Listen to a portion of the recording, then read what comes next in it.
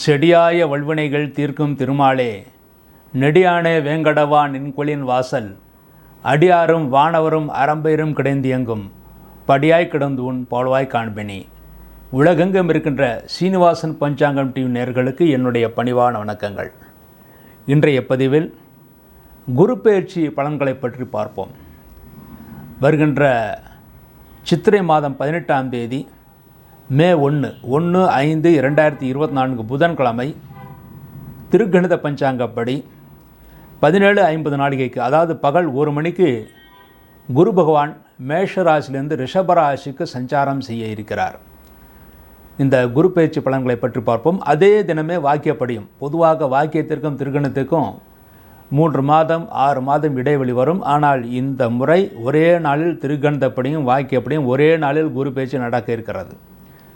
வாக்கிய பஞ்சாங்கப்படி அதே சித்திரை மாதம் 18ஆம் தேதி மே 1/5/2024 புதன்கிழமை மாலை 22:22 நாழிகைக்கு, அதாவது மாலை 5:20 குருவானவர் மேஷராசிலிருந்து ரிஷபராசிக்கு சஞ்சாரம் செய்ய இருக்கிறார்.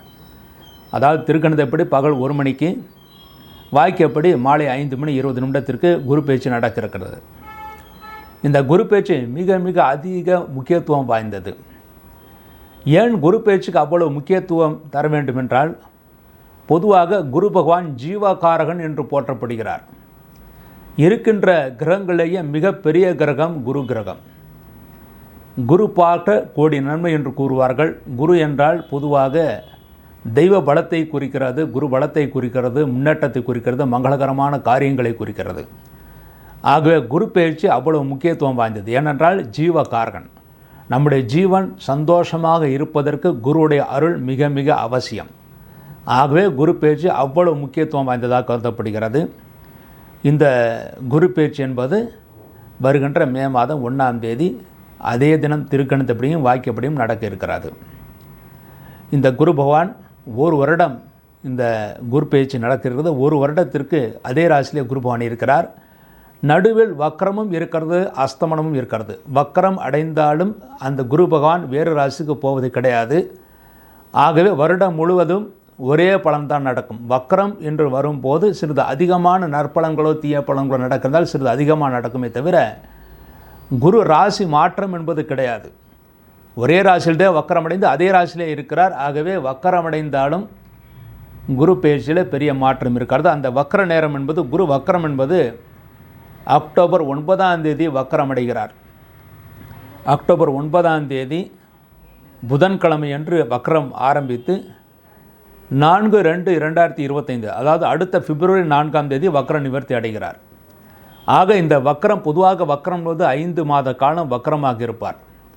இந்த வக்கரமாக இருந்தாலும் வேறு ராசிக்கு போகவில்லை. ஆகவே அதே ராசியில் இருப்பதனால் அதே ராசி பலன்கள் தான் நடக்குமே தவிர, வக்கரம் அடைந்து விட்டார் என்பதற்காக அதற்கு முந்தின ராசி பலன்கள் என்று நடக்கும் என்று நினைப்பது தவறான ஒரு விஷயம். கும்பராசியிலே பிறந்தவர்களுக்கு குரு பேச்சு பலன்கள். அவிட்டம் 3-4 பாதங்கள், சதயம், பூரட்டாதி 1-2-3 பாதங்களில் பிறந்த கும்பராசி என்பர்களே, கும்பராசியிலே பிறந்தவர்கள் இதுவரை 3ஆம் இடத்தில் இருந்த குரு பகவான் இப்பொழுது 4ஆம் இடத்திற்கு செல்கிறார். 3ஆம் இடத்தை விட 4ஆம் இடம் ஓரளவு மேலான இடம்தான். ஆகவே கவலைப்படுவதற்கு ஒன்றுமில்லை.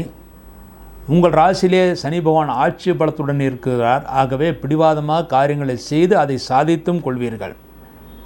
உங்கள் ராசிக்கு 4ஆம் இடத்தில் இருந்த குருபான் உங்கள் ராசிக்கு 8ஆம் இடத்தை பார்வையிடுகிறார். ஆகவே உங்கள் ஆரோக்கியத்தில் இருந்த குறைபாடுகள் நீங்கும். ஆரோக்கியத்தில் இருந்த குறைபாடுகளுக்கு தக்க மருத்துவம் கிடைக்கும். அதன் மூலமாக ஆரோக்கியம் நன்றாக இருக்கும். இதுவரை ஆயுளுக்கு ஏதாவது தோஷத்தை ஏற்படுத்தக்கூடிய சூழ்நிலைகள் இருந்தாலும் அந்த தோஷங்கள் விலகும். உங்கள் ராசிக்கு 10ஆம் இடத்தில் சனியுடைய குருவுடைய பார்வை இருக்கிறது.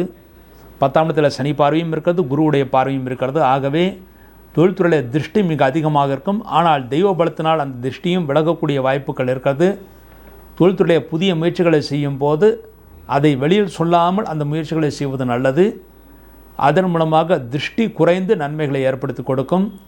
10ஆம் இடத்தில் குருவுடைய பார்வை இருப்பதனால் பழைய பாக்கிகள் கஷ்டப்பட்டு நீங்கள் வசூலிக்கக்கூடிய சூழ்நிலைகள் உருவாகும். உங்கள் ராசிக்கு விரயஸ்தானத்தில் குருவான் பார்வையிடுகிறார். ஆகவே குடும்பத்தில் சுப விரயங்கள் நடக்கும். அந்த சுப விரயங்களுக்கு ஏற்ற வருமானம் நீங்கள் கஷ்டப்பட்டு பெற முடியும். ஏனென்றால் உங்கள் ராசியிலே சனி பகவான் இருப்பதனால் எல்லா காரியங்களும் ஆரம்பத்தில் தடை ஏற்படும். எந்த காரியம் தடை ஏற்பட்டாலும் மறுமுறை அதை முயற்சி செய்தால் நிச்சய வெற்றி உங்களுக்கு காத்திருக்கிறது. காரிய தாமதம் ஆனாலும் வெற்றி உங்கள் கையில் தான் இருக்கிறது. நண்பர்கள் உறவினர்கள் மூலமாக நீங்கள் இந்த வருடம் நன்மைகளை ஏற்படுத்தி கொடுக்கும். குடும்பத்தில் உறவினர்களுடைய வருகை அதிகரிக்கும், நண்பர்களுடைய வருகை அதிகரிக்கும். நல்ல நண்பர்கள் இனிமேல் கிடைப்பார்கள். நல்ல உறவினர்களுடைய சேர்க்கை இனிமேல் கிடைக்கும். கோபத்தை மாத்திரம் செய்து குறைத்து கொள்வது நல்லது. என்றால் உங்கள் ராசியிலே சனி பகவான் இருந்து 2ஆம் இடத்தில் ராகு பகவான் இருப்பதனால் கோபப்படக்கூடிய சூழ்நிலைகள் உருவாகும். முடிந்தவரை கோபத்தை தவிர்த்து விடுவது நல்லது. தெய்வஸ்தல யாத்திரைகளை நீங்கள் செய்வீர்கள், அதில் நல்ல தரிசனம் கிடைக்க பெறுவீர்கள். சிலருக்கு வெளிநாடு சென்று வரக்கூடிய யோகத்தை ஏற்படுத்தி கொடுக்கும். தாராளமாக வெளிநாடு சென்று விட்டு வரலாம். அதன் மூலமாக நீங்கள் சந்தோஷத்தை அடைய முடியும். புதிய முயற்சிகளை செய்யலாம். அனைத்து முயற்சிகளும் ஆரம்பத்தில் தாமதம் ஏற்படும், மறுமுறை உங்களுக்கு வெற்றி கிடைக்கும். முதல் முறை தோல்வி அடைந்தால் இனிமேல் நமக்கு இவ்வளவுதான் தோல்விதான் என்று நினைத்து விட வேண்டாம். 2வது முறை மறுபடியும் முயற்சி செய்யுங்கள், நிச்சய வெற்றி உங்களுக்கு காத்திருக்கிறது. மாணவர்கள் எதிர்பார்த்த நல்ல மதிப்பெண்களை பெறுவார்கள். ஆனால் அதற்கு மிகவும் கடுமையாக உழைக்க வேண்டியிருக்கும். கடுமையாக உழைத்து ஓரளவு எதிர்பார்த்த நிலைமைகளை பெற முடியும். சிறிது மார்க் குறைந்தாலும் அதை பற்றி கவலைப்பட வேண்டாம். நல்ல கல்லூரிகளை இடம் கிடைக்க பெறுவீர்கள். பிடிவாதமாக காரியங்களை செய்து அதில் நீங்கள் சாதித்து கொள்வீர்கள். பெண்களுக்கு நல்ல யோகத்தையும் முன்னேற்றத்தையும் தருகின்ற காலமாக இருக்கிறது. இந்த இல்லத்தரசிகளுக்கு உங்கள் ராசிக்கு 10ஆம் இடத்தில், அதாவது உங்களுடைய புருஷனுடைய ராசிக்கு 10ஆம் இடத்தில் குருபான் இருப்பதனால் புருஷனுக்கு, அதாவது கணவனுக்கு இடமாற்றங்கள் ஏற்படுத்தி கொடுக்கும். அந்த இடமாற்றம் நல்ல மாற்றமாகவே இருக்கும். கணவனுக்கு தொழில்துறையிலே உத்தியோகஸ்தர்கள் லாபத்தை ஏற்படுத்தி கொடுக்கும். இந்த கும்பராசியில் பிறந்த தொழிலதிபர்கள் நல்ல லாபத்தை அடைவார்கள். புதிய தொழில் முயற்சிகளை செய்யலாம். அனைத்து முயற்சிகளும் நீங்கள் வெற்றியை பெறுவீர்கள். உத்தியோகஸ்தர்கள் பதவி உயர்வு காரணமாக சிலருக்கு இடமாற்றங்கள் ஏற்படும். பொதுவாக இந்த குரு பயிற்சியின் மூலமாக பலருக்கும் இடமாற்றம் செய்யக்கூடிய சூழ்நிலைகள் தான் இருக்கிறது. ஆனால் இடமாற்றம் நல்ல மாற்றமாகவே அமையும். இந்த வருடம் தொழில்துறையில் புதிய முயற்சிகள் அனைத்தும் செய்யலாம். அனைத்திலும் நீங்கள் வெற்றியை பெறுவீர்கள். விவசாயிகள் எதிர்பார்த்த நல்ல மகசூலை பெற்று லாபத்தை அடைவார்கள் என்பது உறுதி. உங்கள் ராசிக்கு 8ஆம் இடத்தில் கேது இருந்தாலும் குருடைய பார்வை இருப்பதனால் பிரயாணத்தில் பெரிய தீங்கு ஏற்படாது. ஆகவே கவலைப்படுவதற்கு ஒன்றும் கிடையாது. இந்த கும்பராசியில் பிறந்தவர்கள் குரு பயிற்சியின் மூலமாக 70% நன்மைகளை பெறுவார்கள். உங்கள் ராசியிலிருந்து சனி பகவான் இருந்து 7.5 சனி நடந்து கொண்டிருப்பதனால் எல்லா காரியங்களும் தாமதமாகும். அந்த தாமதத்தை சீர் செய்வதற்காக ஒரு முறை திருநள்ளாறு சென்று திருநள்ளாறிலே அங்கே நலத்தீர்த்தத்தில் நீராடி அங்கே விநாயகருக்கு நீங்கள் தீபம் வைத்து வழிபாடு செய்துவிட்டு சூறை தேங்காய் உடைத்துவிட்டு தர்பாரண்யேஸ்வரர் கோயிலுக்கு சென்று அங்கே சனி பகவானுக்கு 8 நல்லெண்ணெய் தீபத்தை எரிய விட்டுவிட்டு அதன் பிறகு நீங்கள் தர்பாரண்யேஸ்வரரையும் அம்பாளையும் வழிபாடு செய்துவிட்டு வாருங்கள். அதன் பிறகு நலநாராயண பெருமாளை தரிசனம் செய்துவிட்டு வாருங்கள். மேலும் ஆலங்குடி, ஏன்னா 4ஆம் இடத்தில் குருபான் இருப்பதனால் ஆலங்குடியும் ஒரு முறை சென்று விட்டு வர வேண்டும். ஆலங்குடி சென்று அங்கே இருக்கின்ற தட்சிணாமூர்த்தியை வணங்கிவிட்டு சிவபெருமானையும் அம்பாளையும் வணங்கிவிட்டு வாருங்கள். எல்லா வகையிலும் நீங்கள் நன்மைகளை பெற முடியும், சந்தோஷத்தை அடைய முடியும். இந்த பிரார்த்தனைகள் மற்றும் வழிபாட்டின் மூலமாக கும்பராசியிலே பிறந்தவர்கள் எல்லா வகையிலும் நன்மைகள் பெறுவார்கள் என்பது உறுதி. அவர்கள் நன்மை பெற நானும் இறைவனை வேண்டுகிறேன்.